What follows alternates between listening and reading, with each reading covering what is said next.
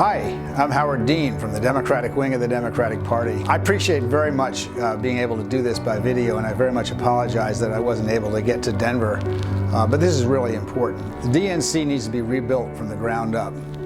We need to do something that I call the 50-50 strategy. We need to go back to the 50-state strategy, and we need to focus on the group that voted for us in bigger numbers than any others, those between 18 and 35, the so-called first global generation. And the reason that has the tag 50 on it is because that's a group of people who will vote for us for 50 years. When you voted for somebody 3 times in a row, which they have for Barack Obama twice and Hillary Clinton, it's likely you're going to vote that way for the rest of your life. We've got to focus on young people. We've got to get them out in big numbers, much bigger numbers than we had before. Now, Democrats have nothing to be ashamed of in the last election. Hillary Clinton got almost 2 million more votes than Donald Trump did.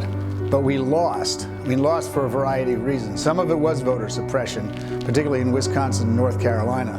But that we didn't do well enough, and we didn't get the votes. But the real loss was even worse.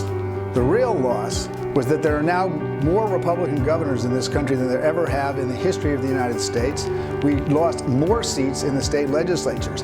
That means this party has to work at the ground level, and we have to organize. This is not an ideological contest. We have to organize. It is a mechanical contest. We have to stand for something, and that's important. But being on the ground for 4 years and trusting state parties and giving them the resources they need with the same strings that we had before. You hire them, we'll train them, and we'll make sure they're adequately paid. We need to rehab the database, and I'm prepared to do that with the same people that bought the database in 2005 when I first became chairman of this party.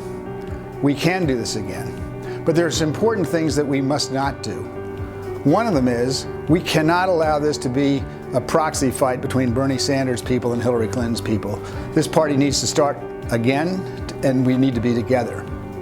The second thing we cannot do is have a chairman who's part-time. We have to all work together, and we have to focus fully on this task. I know this job better than anybody else in this room, and it requires 80 hours a week. You're going to fly 250,000 miles a year, and you're going to have to raise $50 or $60 million a year. This is a full-time job. Here's my promise to you. I am not going to be a candidate for the Democratic National Committee chairmanship. I think it could possibly be divisive. I have other priorities. I have a grandchild now, but I am dedicated to fully using as much time as I can to support whoever the chairman is. I ask all of those candidates, and there's some very, very good ones now, to work fully together and to take this job as a full-time job. I will support whoever wins. I think it's going to be a great year for Democrats, but only if we do those things that I laid out before and that I laid out in 2005 when we first took over.